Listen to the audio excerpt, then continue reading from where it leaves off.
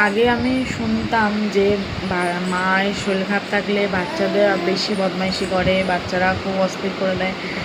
আমি এখন হাড়ে হাড়ে টের পাই। আজ দুদিন আমার জ্বর, প্যারাসিটামল খেয়েই যাচ্ছি, জ্বর যায় না। ঘাড় প্রচণ্ড ব্যথা, কী করে সারবে? ঘুমাতেই দিচ্ছে না, না রাতে না দুপুরে। কি বলবো আর, চোখ মুখের অবস্থা দেখেই বোঝা যাচ্ছে ভালো না।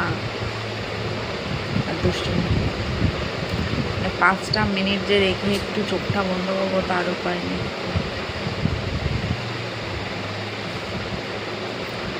আরে টের পাই। চুলটা দেখো বাঁধিয়ে টানছে।